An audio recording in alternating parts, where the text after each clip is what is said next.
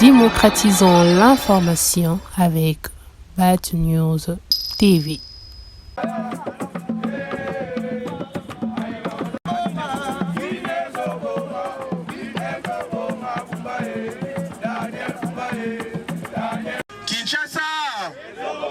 Kinshasa, j'ai fait une leçon magistrale. Le gouverneur arrive avant la naissance des 150 pipillages à effet de serre sont passés à 2. Il y avait l'équilibre sur Terre. Constatez que la température de la Terre s'est réchauffée de 0,3 degrés. 3 degrés Celsius. Et les gens s'est réchauffé de 0,5 degrés. Il y a eu des étouffements de biodiversité. Mais après l'année 2000, nous sommes à 38 degrés. Il y a aujourd'hui beaucoup d'AVC avec des inondations. L'agriculture, notre malheur, c'est le sachet. Et nous sommes prêts d'équiter. Viendra ramasser dans ton corps pas moins de la...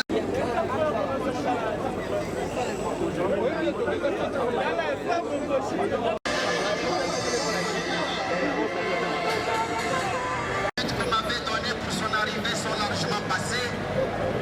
De notre société civile des entreprises congolaises pour lancer le mot. Et je demande aux journalistes d'être prêts pour immortaliser.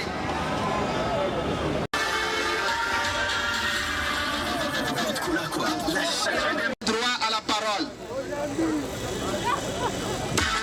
Respectueusement et expressement aussi. Respectueusement et expressement. Voilà, le premier citoyen est là. Acclamez son arrivée s'il vous plaît. C'est le premier citoyen de la ville.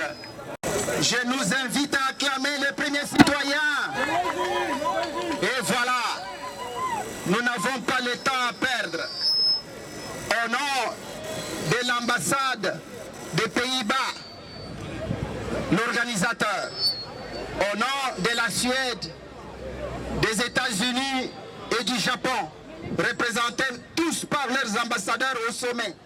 Premier citoyen, professeur Kabasele vous passe le micro et vous prie de lancer l'opération Kinshasa, votre ville, 0 sachet, 0 déchet. Je vous en prie. Banakin viva. Banakin viva. Nous sommes très contents et aussi très heureux pour cette activité. Nous remercions vivement l'ambassadrice et l'ambassade Pays-Bas pour cette initiative. Nous remercions également les autres ambassadeurs qui accompagnent l'initiative, ainsi que les réseaux UN Global Compact, qui est un ensemble des entreprises privées et les amis aussi de la société civile pour mettre l'accent sur cet élément, cet axe qui est prioritaire pour nous. Il s'agit bien de l'assainissement. Aujourd'hui, la journée mondiale du nettoyage, et nous profitons de l'occasion pour appeler les Kinois à s'inscrire dans la voie du nettoyage. Aujourd'hui, Kinshasa produit énormément de déchets et ça n'agrémente pas nos conditions de vie. Alors, dans cet élan, par rapport à cette initiative, nous profitons de l'occasion pour sensibiliser tout un chacun de nous à comprendre que la gestion du déchet, la question de l'assainissement, non seulement impacte sur nos ressources en tant que ville, mais également, si cela n'est pas bien pris en compte, influence aussi notre santé. Donc nous voulons vraiment que Kinshasa s'inscrive comme cette ville-là où il y aura 0 déchet. Il y a des villes qui ont connu plus que nous, mais nous pensons que si nous sommes déterminés, nous allons en tout cas rendre ce défi une opportunité. Aujourd'hui, les déchets, ce n'est pas seulement vu comme de la saleté, mais ça peut aussi être fait comme une opportunité. Alors pendant qu'il y a un réseau des entreprises ici réunies, je vous appelle aussi à s'inscrire dans la voie de l'assainissement. Donc l'assainissement, ce n'est pas une question que de la ville, c'est une question aussi d'un grand microcosme, partant des entreprises privées, mais également et surtout la population qui doit prendre conscience et qui doit prendre aussi acte. Cet acte doit être traduit en engagement pour que nous vivons dans une ville qui est étroitement alignée dans des conditions hygiéniques très probantes et standardisées. Lelo yo tokumisi mingi tosepeli na initiative oyo ambassadrice ya Pays-Bas azui non seulement Yemoko azali pas accompagné n'a ambassadeur ebele ici présent mais également un ensemble il y a un réseau il y a entreprise privée au Bengi Global Impact UN donc biso nyonso fwezala kaka désir il y a structure totangité. Il faudra que la population dans son ensemble soit acte. Il y a que Kinshasa et la bonne ville Oyozala na zéro déchet. Alors, activité Oyo est totalement liée à la vision et programme à Kinshasa et Zobonga. Oyozali ko senga bongo oyozali ko prévoir na implémentation de Kinshasa et la bonne ville moko résiliente aux salité et aux sous-souté. Nazali na confiance. Il y a des gars engagement na biso et l'autre doit vivre une situation où tu quittes tellement la scène, moi tu quittes les sous maka césalité. Il faudra tout ça là vraiment résilience pour que Kinshasa et Bongandé tout zoloba. Alors esuka awate initiative aux amis awa et ça la bongo na banda kuna biso na ba quartier na biso toi j'ai la conscience que déchets il faudra ezala bien traité, bien organisé pour que santé na biso pèse à la meilleure. La finance na biso pe et gobe ba mingité pour que vous allez bien canaliser. Alors on a bengi na biso sur la conscience. O ezali un début, na bi ke bazalo na 8e édition, mais la ligne qui activité oyo ezala rare annualité. Tous s'organiser même ceux qui la mensuelle ou de manière trimestrielle, tous à ranango dans na ba pour na commune, pour na ba quartier pour que question assainissement et ko tabon na mitu na biso. Ceux qui dans la ville mo assaini ba condition mususu pe malamu e Rwanda biso. Alors tozana eliki que ma monio so okende bien o no so to vivaki e roleka parce que programme tozana ngo ezali bon pour la différence pour que ville biso échanger. Donc tozana kondima makasi na yebi ke boza déterminer biso toza déterminer pour que ensemble to comme ça Kinshasa oyo et la ta robe nango ya sika ezala bongo kozonga na ba komo no tona benga ngo Kinshasa la belle. Donc ensemble na bino na promettre bino pe na rassurer bino que lobby et goleka lelo Kinshasa et Zobonga. Kinshasa avec le premier citoyen à traverser le boulevard et à ramasser gauche. Et ainsi on a deux colonnes, deux groupes. Partageons-nous en deux groupes. Le groupe aile droite des officiels et le groupe gauche des entreprises. Bon ramassage des déchets. Rendez-vous à la gare centrale. Merci beaucoup à Bracongo, au centre médical Diamant, Finca, Vodacom. Merci beaucoup à DGRK. Merci beaucoup à tout le monde.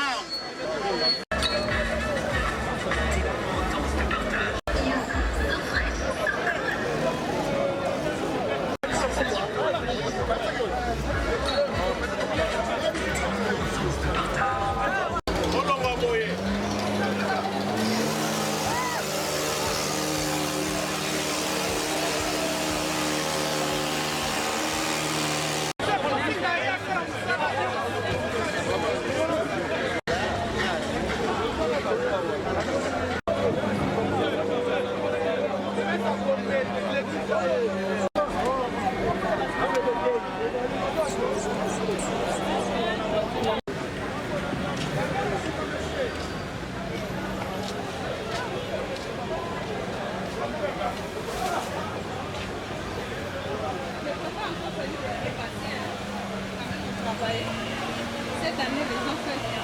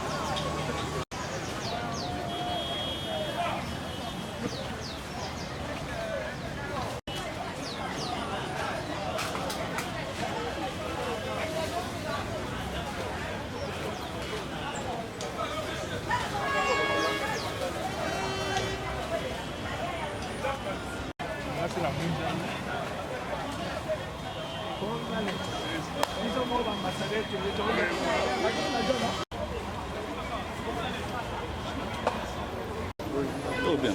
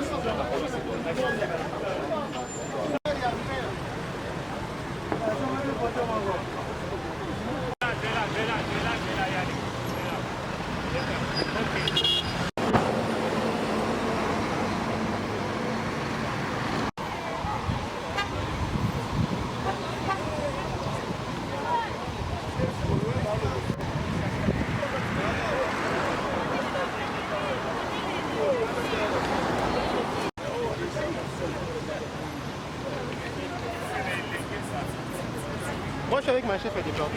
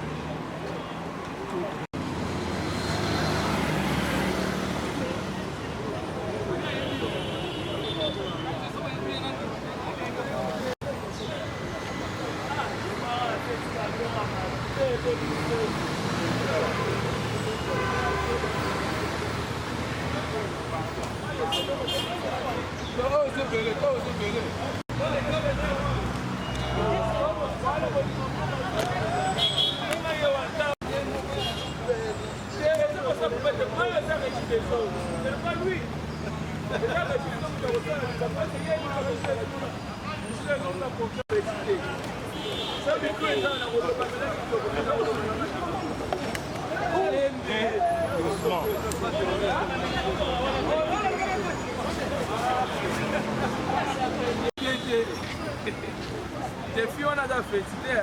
Oui, mais on a un sentiment le coup, mon mot, quand on a posé un mot qui est beau.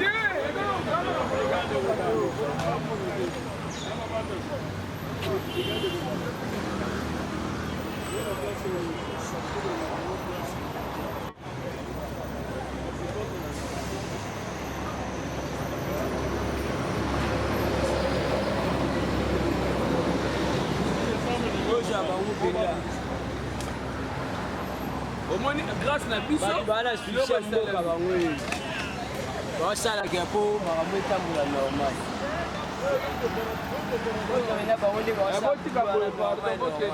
Osepeli nde baosala mosala.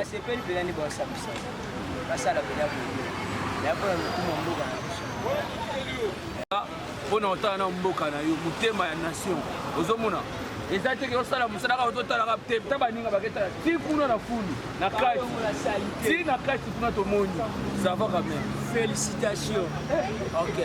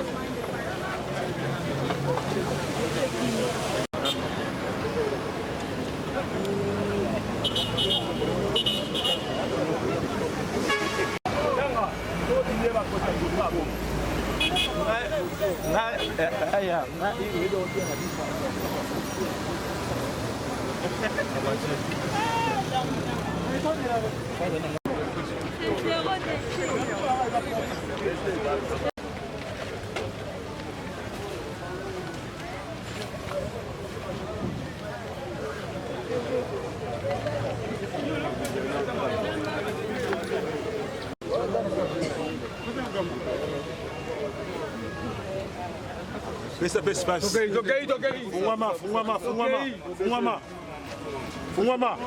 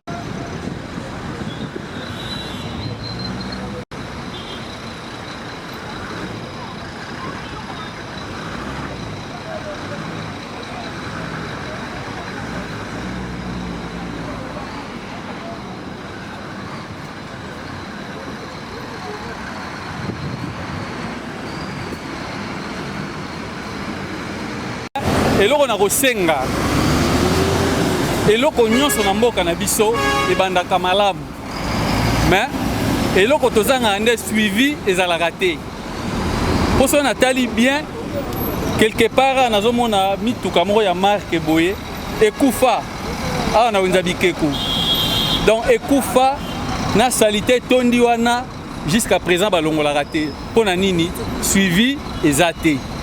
Donc, eloko nga na kosenga ka na monsieur le gouverneur batu nyonso tout oyo baosala na service en tout cas suivi ezala po soki suivi eza na honte alors ville ya Kinshasa ezalaka toujours salite oyo nga na loba yango wana miroir Gombe ezala miroir ya ville ya Kinshasa tolingi trottoir eza l'uniforme Gombe mobimba et tolingi lisusu balabala ya mabele na Gombe te.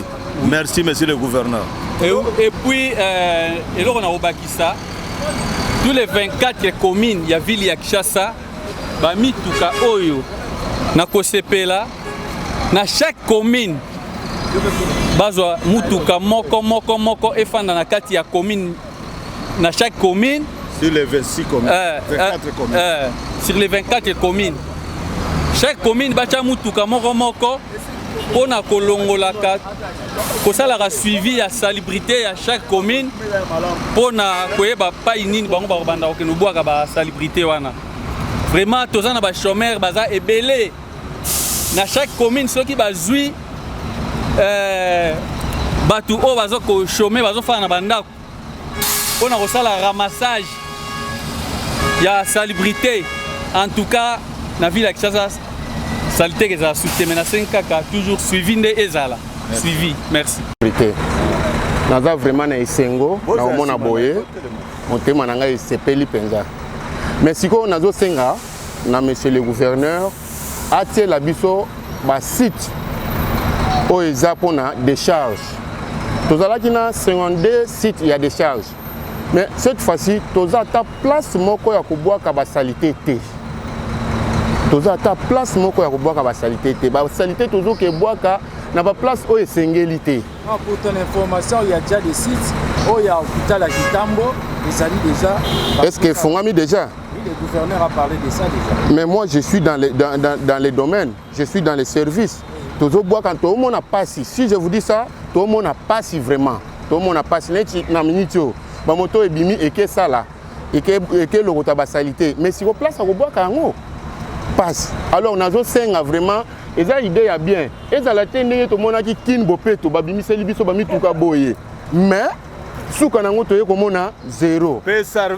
Salaire ya ba travailleurs ils à la respecter. Chaque fin du mois bato basaka musala bazala payer. OK, merci. On a président nanga ya immeuble présidentiel Moutalobi. Abakselinga peut-être na eloko nga na linga kina loba. Mais vraiment nazo senga bozala disponible et surtout mituka ezala disponible parce que soki toye na ba immondis na biso et matimbala moko ezala lisusu te ke etondaka biso to koma blâmer na bato ya quartier tout le monde a passe. Tout le monde a vraiment passe. Tout le monde a passe vraiment na sepeli na eloko. En tout cas, dans la visibilité, tout le monde, lancement il y a Kinbo Peto, notre gouverneur Daniel Bumba a sali et ça déjà coup de pointe et tu peux merci na chef de l'État parce que l'initiative a boyé biso na Kinshasa mama boy tout le monde en okala et ça va petit programme mo ya boyé et ça la continuelle éthique-là et ça la teka tout le monde ça n'a pas les salami et après à un moment donné tout le monde a le même problème et le problème tout ça c'est que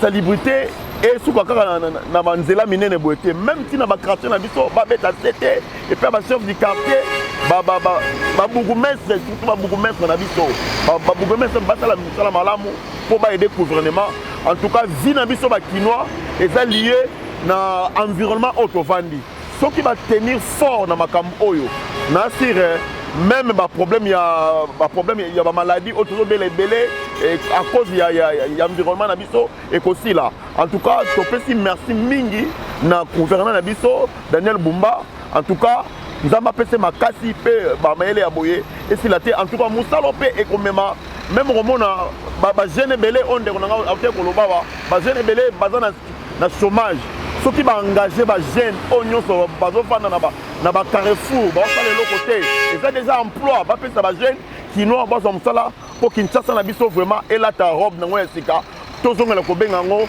Kin label. En tout cas merci beaucoup. Merci service et hygiène. Comme langa monsieur Mbumba Ngaliema Papi naza bourgmestre à commune Anji. Le automobile ni présence no a na kati ya ko ezani et bomoni ngai na kati ya activité ya lelo et puis nazanga moto na collectif bande kolanga ba collègue na ba bourgmestre à ville à Kinshasa. Toyo ko apporter main forte na son excellence monsieur le gouverneur de la ville de Kinshasa, je cite Daniel Bumba Luba qui a lancé opération ya ramassage à déchets. Yango lelo biso ba bourgmestre à ville à Kinshasa toyeto accompagner autorité na biso direct na opération oyo ya ramassage ya ba déchets na ville ya Kinshasa.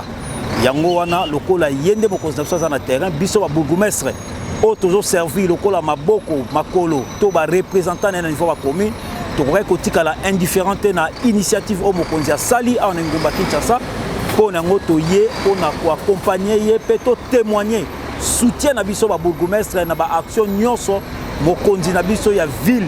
Je cite son excellence Daniel Bumba Lubaki a mené na cadre ya assainissement na ville ya Kinshasa. Pe nazo profiter na micro na bino pour na sensibiliser pe ba population kinoise pe particulièrement population ndjiloise ba emboîter les pas na action oyo ngai le bourgmestre ba nazo sala na mokonzi ya ville a na ville na Gombe pe et s'étendre na commune nga ya Njili pe nga na relancer au niveau ya commune na mikolo koya ramassage ya ba déchets na bactère nyonso ya commune ya Njili. Merci monsieur. Merci beaucoup monsieur le journaliste. Moi c'est l'honorable conseiller communal de Gombe, Roli Kapaya. Je suis élu ici. Je suis vraiment ravi et très émerveillé aussi d'avoir une participation active de toutes les autorités de la ville de Kinshasa. Il s'agit du gouverneur de la ville de Kinshasa, monsieur Daniel Bumba, qui a lancé une grande initiative qui parle de Kinshasa et Zobonga. On ne parle pas Kinshasa et Zobonga dans le futur, mais on dit Kinshasa et Zobonga, c'est-à-dire dès aujourd'hui, dès maintenant. J'aime vraiment l'initiative, c'est vraiment bien salué. Et nous, les conseillers communaux, nous rassurons vraiment notre appartenance, notre soutien personnel à l'autorité provinciale. Mais c'est Daniel Bumba, les conseillers communaux. Il s'agit de Gombe, des villes, de toute la ville de Kinshasa. Nous sommes derrière l'initiative de Kin et Zobonga. Tous le côté de déchets partout. Kin et Zobonga avec Daniel Bumba. Merci.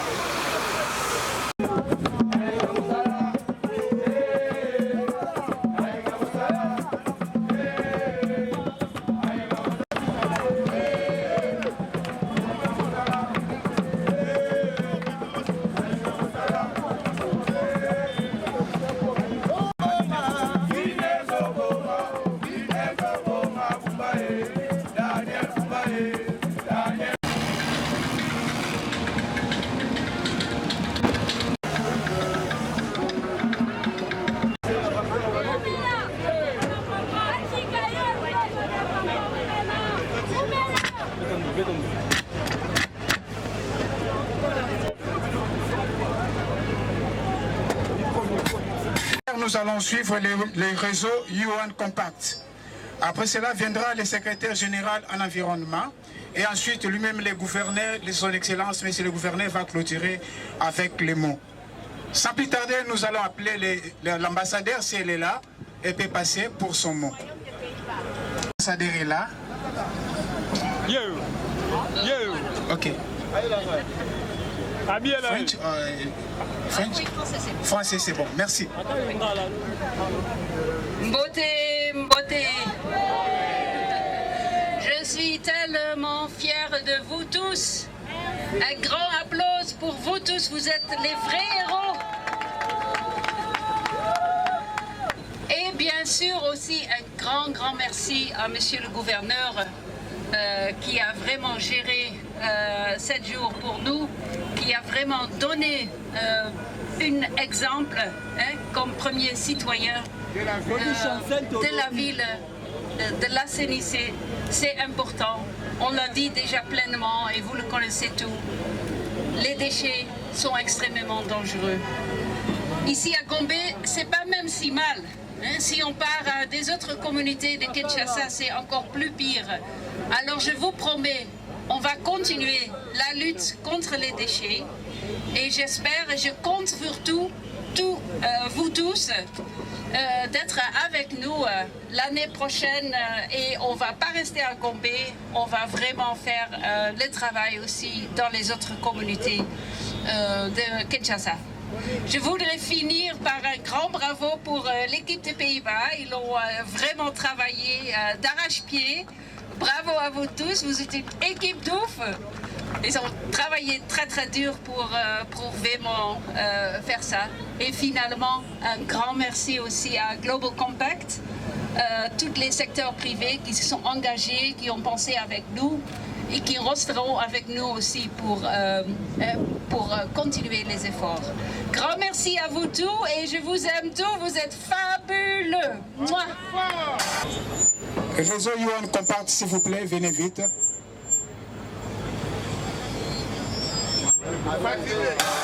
Commercial et les ASBL et qui militent pour tout ce qui concerne les ODD, qui se chargent de tout ce qui est responsabilité sociétale et développement durable. Je voudrais dire grand merci aux premiers citoyens de la ville d'avoir accepté de s'associer à cette grande activité que nous avons organisée avec la collaboration de l'ambassade du Pays-Bas.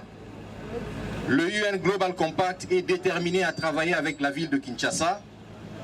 Nous voulons que les jours qui viennent ressemblent à ce 21 septembre 2024. Nous allons assainir cette ville ensemble pour que Kinshasa soit réellement transformée. Au nom du Global Compact UN, nous vous disons grand merci.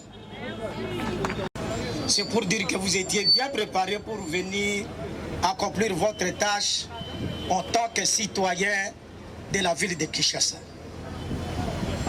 je vous félicite. Je remercie sincèrement l'ambassade de Grande-Bretagne et des Pays-Bas. Je m'excuse. Je remercie aussi sincèrement monsieur le gouverneur de la ville de Kinshasa. Il a lancé un slogan que nous tous, en tant qu'habitants de Kinshasa, nous devons nous impliquer. Nous devons l'accompagner. Ce n'est pas son affaire seule. Si vous croyez que c'est son affaire seule, la ville de Kinshasa continuera à être poubelle. Et vous aussi, même si dans votre chambre, même sur votre lit, ça sera aussi une poubelle. Alors il faut prendre conscience. Il vous a dit que nous devons prendre conscience. Si vous ne voulez pas l'accompagner, mieux de quitter la ville de Kinshasa et d'aller ailleurs. Banakin viva! Banakin viva! Merci Mingi na symbole te manifester à l'occasion de la journée mondiale de nettoyage. Je remercie Mingi, ambassadrice des Pays-Bas pour l'initiative. Je remercie également l'ambassadeur qui a accompagné l'initiative. Je sanité réseau Global Compact UN. Où d'aller qu'au bongo entreprise privée belé où va s'inscrire n'avoir qu'à respecter pour observer l'objectif du millénaire pour le développement. Alors où est symbolique mais pour ça on a vu que Kinshasa est à la ville moko très assainie. N'est-ce zéro déchet et un slogan est à la réelle. C'est-à-dire pour matérialiser en photo devant nous banda kunabiso. Ba devanture ya batu donc c'est liboso mapanga batu ezali responsabilité na bino ya kobongisa yango ya kokombola yango ne tozo ba Kinshasa zo bonga eza musala ya gouverneur kaka te ya vice gouverneur monsieur Dieli kaka te ya gouvernement provincial kaka te mais ya bakinois nyonso Kinshasa eza miroir ya pays na biso lelo yo ba respecter biso ba considérer biso par rapport à l'état de la ville à Kinshasa. Na Kinshasa, nous sommes en contact avec l'international. Kinshasa est égalé salité, dignité de aux alentours. Tata Mogonzamboka, Félix Antoine Tshisekedi Tshilombo, alors il clairement un programme, on a 6 engagements, on a 3 initiatives présidentielles, qu'il est très clairement repris que nous devons avoir des villes assainies. Alors Kinshasa, le loyo, salité pour vos soto et les Makasi.